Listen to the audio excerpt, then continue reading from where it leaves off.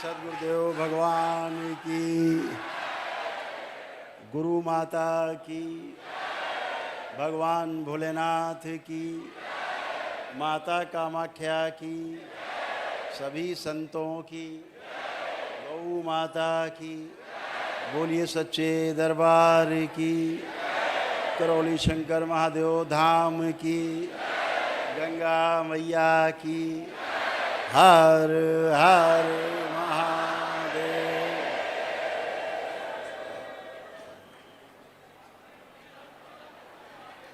आप सभी को परम पूजनी बाबा जी के जन्म दिवस पर बहुत बहुत शुभकामनाएं।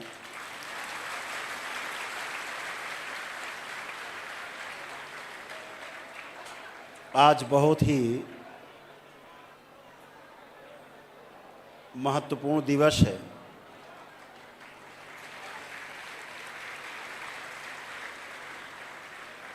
कुछ विशेष घोषणाएं हैं और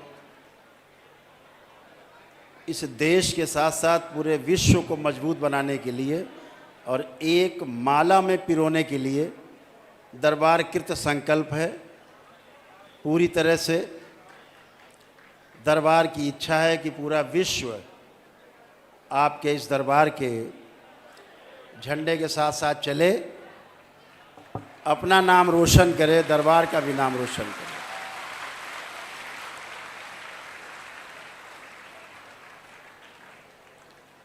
यह मनुष्य शरीर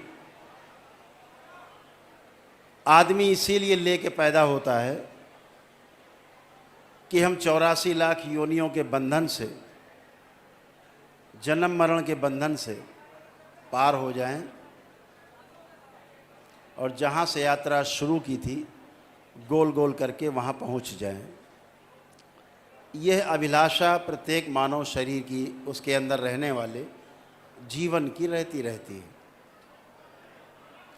जन्म लेने के पश्चात अपने अपने कर्म भोग के अनुसार, अपने अपने पितरों के रहने के कारण, नाना प्रकार की स्मृतियों के कारण ये संभव नहीं हो पाता।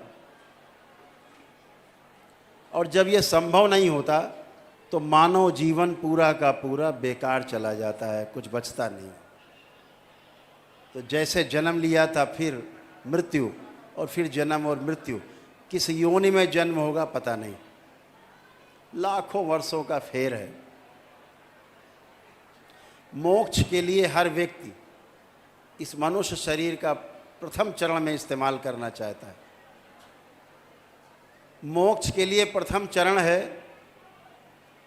कि 84 लाख योनियों के जन्म मरण के बंधन से पहले मुक्ति पाई जाए। ये मोक्ष का पहला चरण है। मोक्ष का दूसरा चरण है तमाम रहस्यों से भरा हुआ, चमत्कारों से भरा हुआ, बहुत आकर्षित करने वाला जो सूक्ष्म जगत है, उससे मुक्ति पाई जाए। और तीसरा जगत है, तीसरा चरण है कि जहाँ से माया प्रस्फुटित होती है, जहाँ से बनने बिगड़ने का खेल शुरू होता है,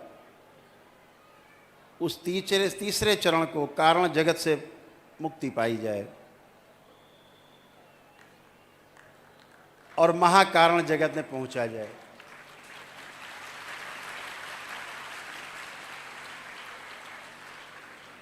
ये हजारों वर्ष, किसी किसी को लाखों वर्ष के पश्चात तब जाकर के मोक्ष होता है।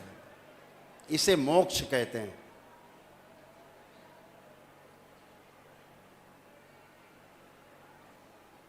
इस मोक्ष की पहली सीढ़ी ये मनुष्य शरीर है।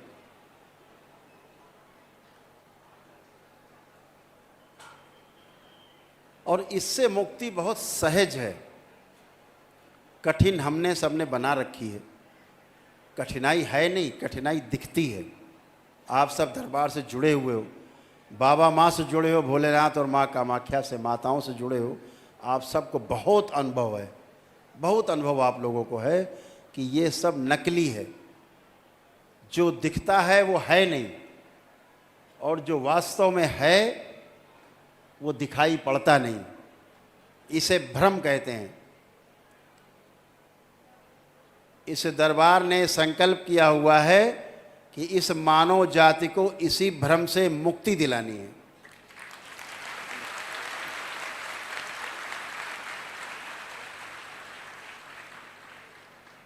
मनुष्य की जो प्रथम चरण की जो मुक्ति है 84 लाख योनियों के जन्म मरण के बंधन से, ये भ्रम उसका सबसे बड़ा कारण है। दूसरे चरण में जागृति जो है, उसकी जागृति क्रम, वो उसका कारण है। और तीसरा जगत है, वहाँ माने रहता है जीवन कि हम जागृत हैं, ये उसके ना मुक्त हो पाने का तीसरा कारण है। अगर कुछ पाना है तो याचक बन के जाना होगा। भाग्यशाली हैं आप सभी, बहुत सौभाग्यशाली हैं कि आपको इसी जन्म में बाबा और माँ मिले, माँ मिली आपको।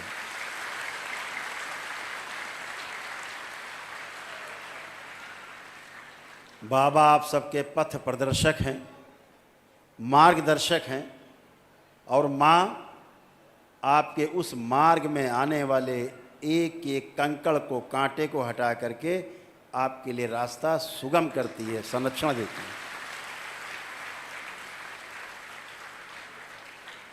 बिना माँ के मुक्ति नहीं। जिन्होंने मान रखा हो कि हम शिव की उपासना करके मुक्ति पा जाएंगे, दिन में सपने देखने जैसा, दिन में तारे देखने जैसा है। आदि गुरु शंकराचार्य जी भी यही माने हुए थे। जिस दिन उनको एक ज्ञान हुआ बिना माया के मुक्ति नहीं, माया को समझे बिना मुक्ति नहीं, उसी दिन वो आगे बढ़ पाए, नहीं तो रुक गए थे। 4 चरण हैं जीवन के। एक स्वयं को समझना, स्वयं में समाधानित होना, स्वयं में समाधान प्रस्तुत होना। स्वयं में जब समाधान हो जाता है तो व्यक्ति परिवार की तरफ मुड़ता है और परिवार में समृद्धि ला पाता है। और जब ऐसे परिवार में समृद्धि आ जाती है और ऐसे तमाम परिवार बन जाते हैं समृद्धि वाले, तो समाज बनता है, उसे समाज कहते हैं। फिर समाज में अभय आता है, क्योंकि सबके पास समृद्धि है। जब सबके पास समृद्धि होगी तो अभय अपने आप आएगा। तो समाज में समृद्धि ही अभय का कारण बनती है। और जब समाज में अभय आता है तब हम शोषण नहीं करते, तब हम प्रत्येक चीज़ को बचाते हैं, उसका शोषण नहीं करते। शोषण हम तब करते हैं जब हमें कमी लगती है अपने अंदर कि ये चीज़ कमी है, तब शोषण करते हैं। जब लगता है मेरे पास ज़्यादा है, हम दूसरों का पोषण करते हैं।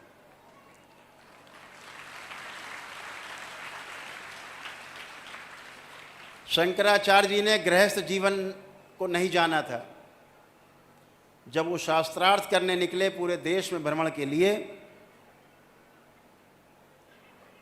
हिंदू संस्कृति का परचम लहराने के लिए, सनातन धर्म से लोगों का परिचय कराने के लिए, फैलाने के लिए, तो उनका सामना एक महाविद्वान ब्राह्मण से, मंडन मिश्र से हुआ। मंडन मिश्र से जब शास्त्रार्थ हुआ, वो हार गए। तो उनकी धर्म पत्नी ने कहा, नहीं अभी नहीं हारे, ये तो अर्धांग है हमारा, हम अर्धांगिनी हैं, अभी आधा शरीर तो हारा ही नहीं है, अभी मुझसे शास्त्रार्थ करो। तो शंकराचार्य जी, आदि गुरु शंकराचार्य जी थे, उन्होंने कहा हम तैयार हैं। तो उन्होंने गृहस्थी से संबंधित सारे प्रश्न किए, पति पत्नी के संबंधों के बारे में तमाम प्रश्न किए। अब उनको तो विचारों को पता ही नहीं था, वो तो बहुत छोटे में सन्यासी हो गए थे, तो हारते बचे। तो उन्होंने कहा 1 महीने का समय चाहिए। इसके बाद वो वहाँ से गए, उन्होंने शरीर छोड़ा और एक राजा के शरीर में, जिसकी मृत्यु हो गई थी, उसमें प्रवेश करके, परकाया प्रवेश करके राजा के शरीर को जिंदा करके स्वयं उस शरीर में रह करके उन्होंने सारे राजसी सुख भोगे और गृहस्थ जीवन को पूरी तरह से समझा। फिर आकर के लौटे और उनकी धर्म पत्नी को, मंडन मिश्र जी थे, उनकी धर्म पत्नी को आकर के सारे सही सही जवाब दिए, तब वो जीत पाए।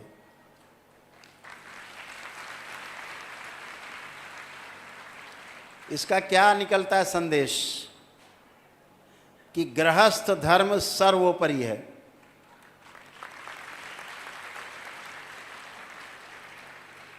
गृहस्थ धर्म सर्वोपरि है। गृहस्थ धर्म से बढ़ करके कोई धर्म नहीं है। इसीलिए दरबार परिवार परंपरा को सबसे आगे और सर्वश्रेष्ठ मानता है। जिसने अपने परिवार को नहीं जाना, परिवार को नहीं समझा, वो समाज को क्या दे पाएगा? कुछ नहीं दे पाता। बड़े दुख के साथ कहना पड़ता है, अब ये महाकुंभ में रहे, बाबा का जन्म दिवस है तो यहाँ है, अपने लिए यही पूर्ण महाकुंभ है, बाबा का दरबार है, जन्मदिन है।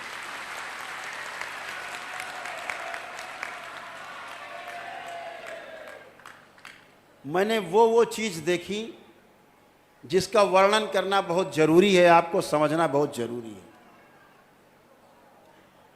धर्म के सर्वश्रेष्ठ गुरु माने जाने वाले लोग जाति पाति के बंधन में ऐसे बंधे हुए हैं कि छोटा सा गांव का आदमी नहीं बंधा हुआ, इतना बंध गए हैं। उनके मुक्ति में सबसे बड़ी बाधा है। और इस मन से मैं कहना चाहूँगा, कभी मुक्ति नहीं होगी, ध्यान रखो। जो जाति पाति सीमा देश के बंधन में बंधता है वो कभी आगे नहीं जा सकता। आप बंधन अपना स्वयं बांध लेते हैं। बहुत बड़ी समस्या है।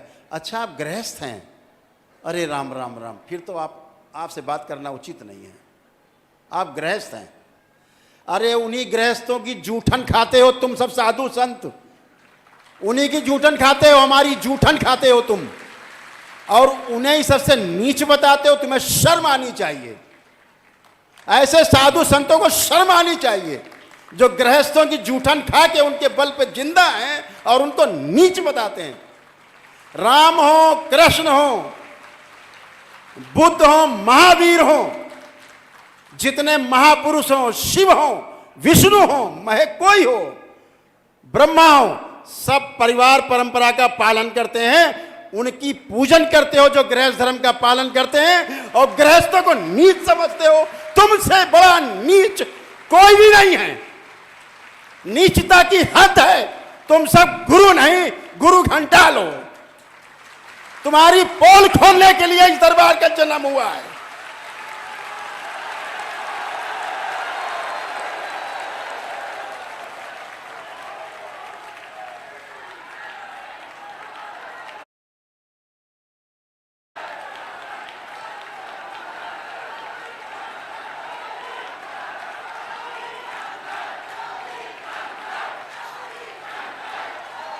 ऐसे नीच धर्मात्मा अपने आप को धर्मात्मा कहते हैं।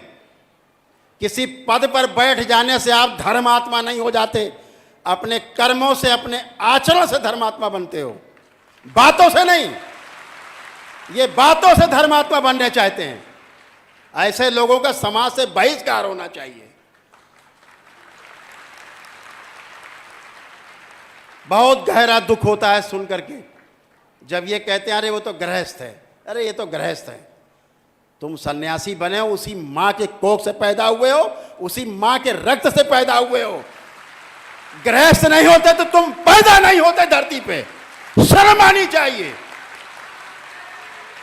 उसी माँ को गाली देते हो, माँ के परिवार को गाली देते हो, तुम्हें शर्म आनी चाहिए। तुम साधु संत महामंडलेश्वर कहने लाने के लायक नहीं हो। तुम लोग पद लेने से कोई बड़े धर्मात्मा नहीं बन जाओगे। तुम ना धर्मात्मा हो, ना ज्ञानी बन जाओगे। अज्ञानी हो, अज्ञानी रहोगे। जिस प्रकार जीते थे गांव में जाति पाति में, आज उससे ज्यादा भयंकर जाति पाति का जहर लेकर के जी रहे हैं। ये मैंने पूरे महाकुंभ में देखा है।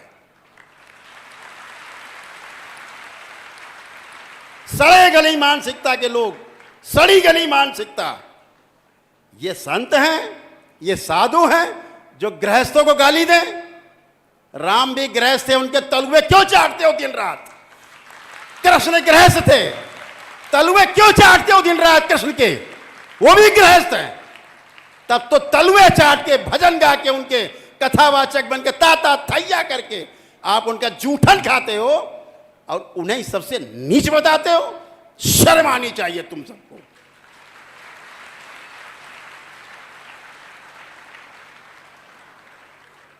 ध्यान रखो, हिंदू समाज अब प्रमाण चाहता है, बातों से बात नहीं बनेगी। प्रमाण देना होगा। अगर तुम धर्मात्मा हो तो तुम्हारे आचरण से प्रमाण मिलना चाहिए। अगर तुम मानव को मानव नहीं समझते, जाति पाति में, गोरे काले में बांटते हो, छोटे बड़े अमीर गरीब में बांटते हो, सन्यासी और गृहस्थ बांटते हो, तो तुमसे बड़ा कोई नीच और अज्ञानी कोई हो नहीं सकता।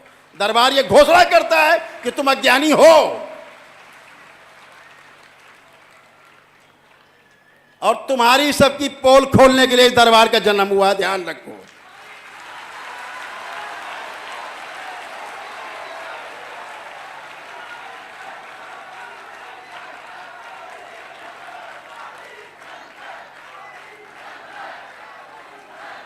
इस संसार को, भारत को, पूरे विश्व को अगर किसी ने दिशा दी है तो गृहस्थ लोगों ने दी है।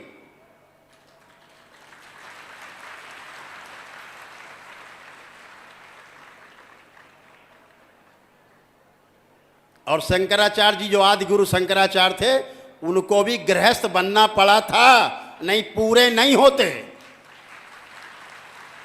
आप आदि गुरु शंकराचार्य की परंपरा को चैलेंज करते हो। केवल गद्दी में बैठ जाने से आप धर्मात्मा हो गए, अकड़ के बैठ गए। अरे इतना मत अकड़ो कि टूट जाए तुम्हारी रीढ़ की हड्डी, 4-6 जगह टुकड़े टुकड़े हो जाए। इतना ऐंठ के बैठे हैं, इतना ऐंठे हुए, लगेंगे अभी टूट जाएंगे। हद है। ये धर्म है। इसीलिए तुम्हारे इन गंदी आदतों की वजह से, कुकर्मों की वजह से हिंदू समाज पथभ्रष्ट हो रहा है। दूसरी जा करके दूसरे समुदायों की तरफ, दूसरे मजहब की तरफ आकर्षित हो रहा है, तुम्हारी इन्हीं गंदी गंदी हरकतों के कारण।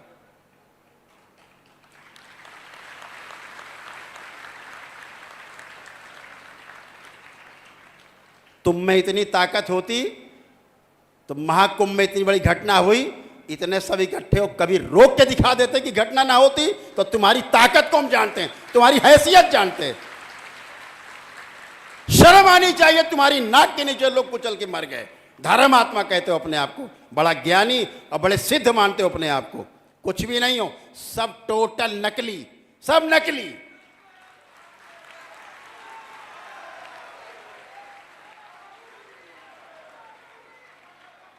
दरबार पिछले 2 महीने से दरबार के सेवकों के साथ बैठ करके चर्चा करते थे। दरबार देखता था कुछ हादसा होगा, बड़ा हादसा होगा। ये हम लोग चर्चा करते थे कि बड़ा हादसा जरूर होगा, लेकिन हादसे रोके जा सकते हैं। हादसों को रोकने में कोई दिक्कत नहीं है। कोई भी हादसा रोका जा सकता है। अगर उसके लिए पहल की जाए तो सब रोका जा सकता है, सब कुछ रुक सकता है। लेकिन हम लोग वहाँ से आए यहाँ 27 तारीख को, और 29 की रात में वह हादसा हुआ वहाँ बड़ा। वहाँ से हम लोग आ नहीं रहे थे। दरबार के लोग वहाँ रो रहे थे आने में वापस, कि नहीं जाएंगे, यहीं रुकेंगे भी। असुरपूरित थे, माताओं के आंख में आंसू थे कि नहीं जाएंगे वापस। हमने कहा नहीं, चलना है, क्योंकि बाबा का जन्मोत्सव है, और मना करके वापस आए। नहीं पता था इतनी बड़ी घटना हो जाएगी, नहीं तो माँ को हम लेके नहीं आते, वहीं रुकते।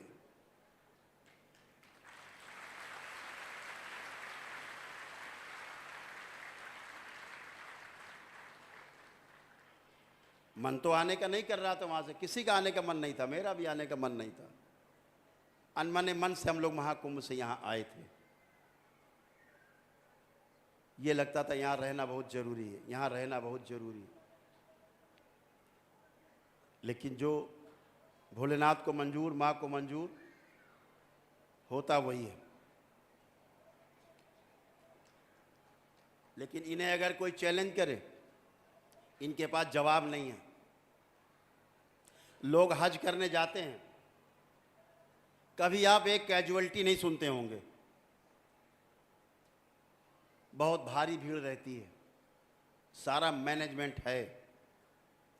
अपनी भी जिम्मेदारी बनती है कि जो व्यवस्था बनाई गई उसका हम पालन करें।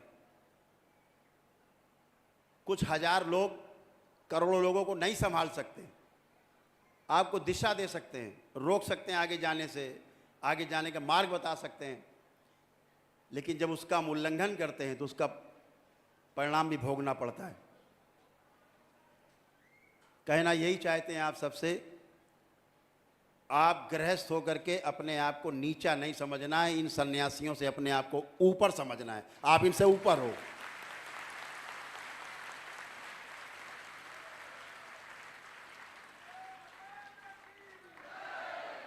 कम से कम आप भिक्षा तो नहीं मांग रहे हो किसी के लिए, श्रम कर रहे हो, अपने बच्चों को पाल रहे हो, मेहनत करके अपने बच्चों को पाल रहे हो, पढ़ा लिखा रहे हो, आगे सिखा रहे हो, आगे बढ़ा रहे हो, मेहनत कर रहे हो।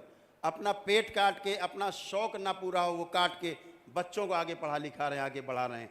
आप सब सर्वश्रेष्ठ हो, सबसे महान हो, सब गृहस्थ। इनकी तरह गृहस्थों से भिक्षा मांग के खा रहे हैं और गृहस्थों को ही गाली दे रहे हैं। इनके जैसे लोग तो आप बहुत अच्छे हो, बहुत आगे हो। और मुझे गर्व है, बहुत गर्व है कि गृहस्थ लोग सन्यास की दीक्षा भी लेंगे घर बैठे। जैसे ही 15वां लेवल क्रॉस होगा तंत्र का, जो भी चाहेगा सन्यास की दीक्षा लेगा और घर रहते हुए लेगा।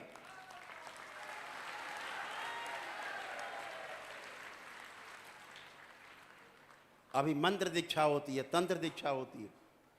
15 लेवल जो क्रॉस करेगा वो सन्यास दीक्षा में जाएगा। तो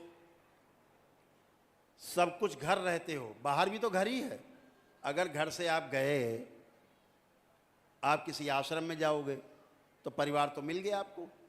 इधर परिवार छोड़ा, उधर परिवार मिल गया। इसमें कौन सा बड़ा भारी बदलाव हो गया? इधर परिवार, उधर परिवार।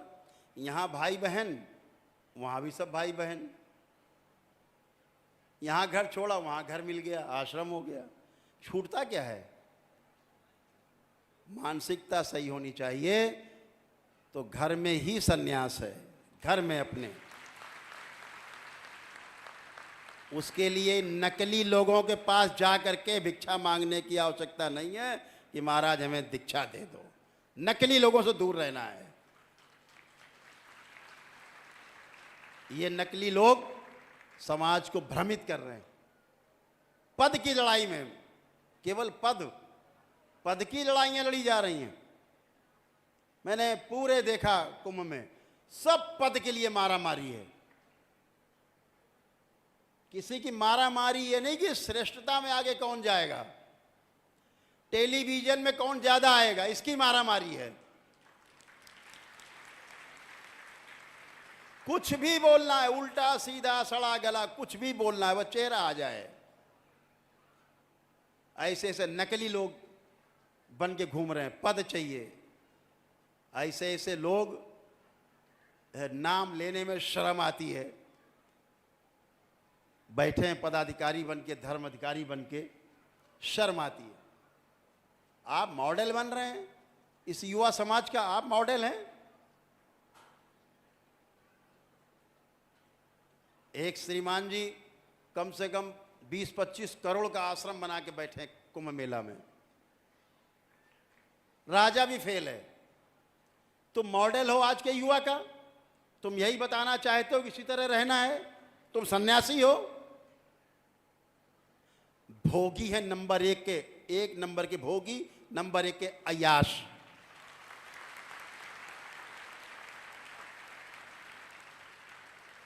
अपने जीवन काल में परिवार में खाने के लाले थे, देखा तो पागल हो गए, सोना चांदी लाद के घूम रहे हैं, सोने चांदी के महल बनाने में लगे हैं।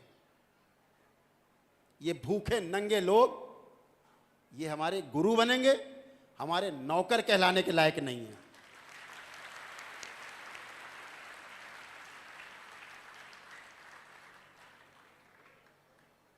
हमारे ऋषि मुनियों ने अपने अपने परिवारों के साथ, हमारे जितने ऋषि मुनि रहे सब गृहस्थ थे, सारे गृहस्थ, जिन्होंने इतने बड़े बड़े ग्रंथ लिखे हैं, जिन्हें पढ़ के बड़े भारी मठाधीश बनते हैं, ये सब, वो सारे के सारे सब गृहस्थ थे, सब गृहस्थ थे। और एक बात और बता दें, इसमें से 95% लोग ब्राह्मण नहीं थे। जितने ऋषि मुनि हुए 95% से ज्यादा लोग ब्राह्मण थे नहीं, ब्राह्मण अपने आचरण से ब्राह्मण हुए, वो पैदाइशी ब्राह्मण नहीं थे।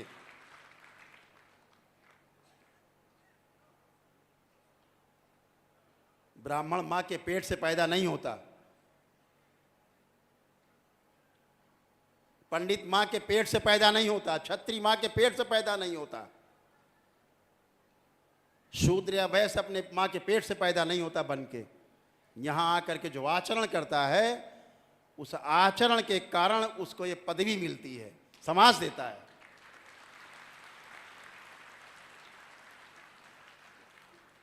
इस समाज ने कभी जाति पात का भेद नहीं किया, योग्यता को सम्मान दिया हमेशा। योग्यता रही है तो इस समाज ने झुक करके सम्मान दिया है, चाहे ब्राह्मण क्यों ना रहे, उन्होंने सम्मान दिया है। इस समाज ने, हिंदू समाज ने कभी कमी नहीं रखी, अपने को जाति पात के बंधन में नहीं बांधा, सब तोड़ा है इसने। लेकिन जब ये बैठ जाते हैं गेरुआ पहन के, तो इनकी बुद्धि घूम जाती है, फिर ये जाति पात बनाते हैं बंधन।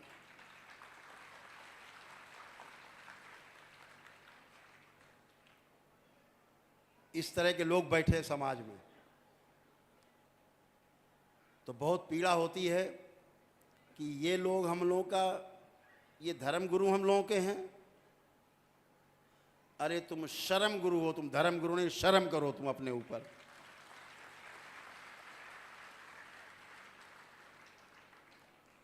तमाम लोग दिशा भ्रमित करते हैं। दरबार का काम आपको दिशा, सही दिशा में ले जाए, इसलिए दरबार ने कुछ चीज़ें तय की हैं, उनको आपको ध्यान से सुनना है हमेशा के लिए। दरबार वहाँ से चलेगा। अभी दरबार ने ऐसी व्यवस्था बना दी है, माँ की प्रतिमा की स्थापना हुई है, माता महाकाली की।